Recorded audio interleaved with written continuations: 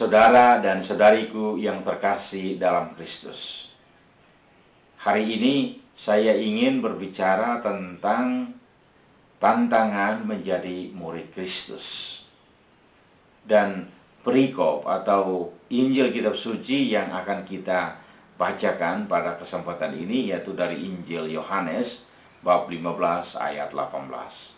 Bunyinya begini: "Jikalau dunia membenci kamu, ingatlah bahwa ia telah lebih dahulu membenci aku."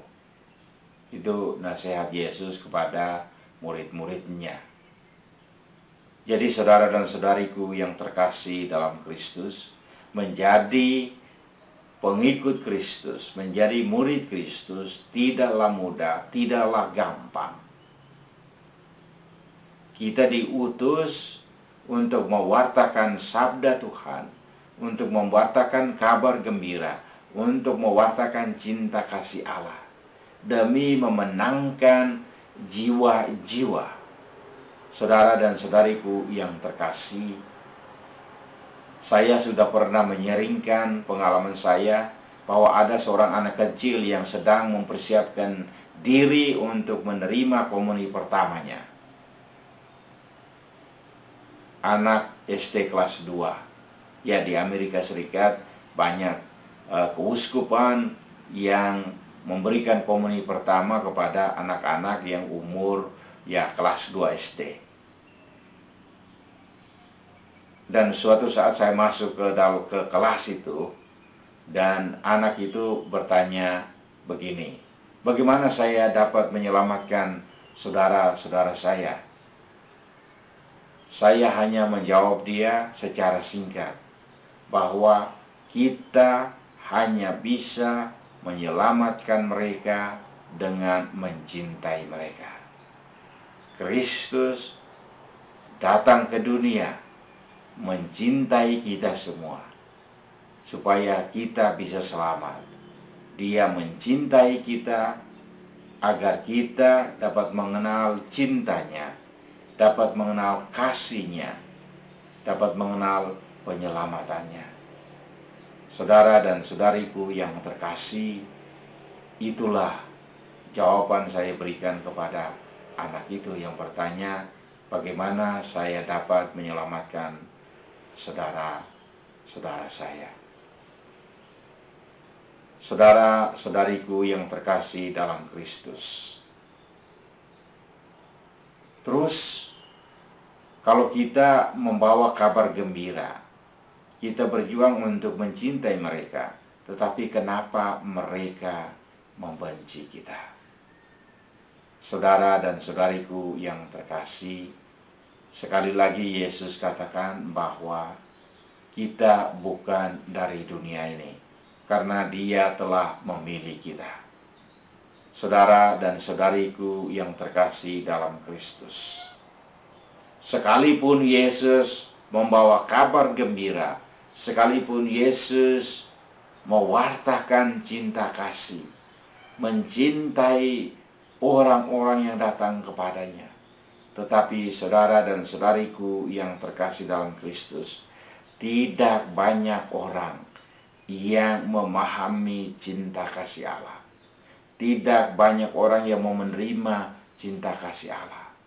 Maka tidak heran saudara dan saudariku yang terkasih dalam Kristus, orang membenci Yesus. Sehingga dalam Injil Yohanes bab 15 ayat 18 ini, dia katakan, kalau orang membenci kamu, kalau orang mencaci maki kamu, kalau orang menolak kamu karena kamu membawa kabar gembira, karena kamu mewartakan cinta kasih, ingatlah, mereka telah lebih dahulu membenci aku, telah menolak aku. Jadi saudara dan saudariku yang terkasih, tantangan menjadi misionaris sangat tinggi. Kita ditantang oleh keluarga-keluarga kita yang terdekat. Itu terjadi pada Yesus. Ketika dia kembali ke kotanya, dia ditolak. Karena Yesus mewartakan hal yang benar. Banyak orang tidak mau menerima kebenaran. Banyak orang tidak mau menerima cinta Allah yang murni. Orang mau menerima cinta yang tidak murni, cinta dari dunia ini, cinta yang berbohong. Saudara dan saudariku yang terkasih, kita hanya bisa menyelamatkan mereka dengan cinta kasih yang ditawarkan oleh Yesus Kristus. Karena itu, saudara dan saudariku yang terkasih, kita juga harus berdoa untuk para misionaris yang bertugas di daerah-daerah misi yang sulit. Ini yang kadang-kadang membuat kita harus merefleksi bagaimana mengikuti Kristus dengan setia, mengikuti Kristus dengan lebih mencintai panggilan yang Yesus berikan. Jadi saudara dan saudariku yang terkasih, kalau menghadapi tantangan karena Anda sedang mewartakan kabar gembira, karena Anda sedang berjuang untuk memenangkan jiwa-jiwa, janganlah putus asa, janganlah cemas. Karena Yesus bilang, kalau orang membenci kamu, ingatlah bahwa ia telah dahulu membenci aku. Jadi saudara dan saudariku yang terkasih, semoga video kecil ini memberikan Anda semangat. Mungkin saat ini Anda sedang mengalami sakit, sedang mengalami tantangan di mana ditolak, atau menerima kabar bahwa ada imam yang dianiaya, ada frater yang ditolak, ada imam yang dibunuh di tanah misi. Ini adalah tantangan. Tugas kita mendoakan mereka dan menjalankan tugas-tugas yang dipercayakan kepada kita, sehingga kita bisa mewartakan kabar gembira.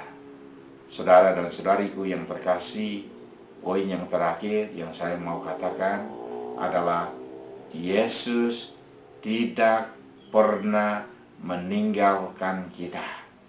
Ketika Anda menghadapi tantangan, ketika Anda dibenci, ketika Anda ditolak, ketika Anda tidak diterima, baik oleh keluarga, atau sahabat kenalan, atau di tanah misi, karena kita menjadi pengikut Kristus yang sedang mewartakan kabar gembira. Saudara dan saudariku yang terkasih, Yesus ada bersama kita.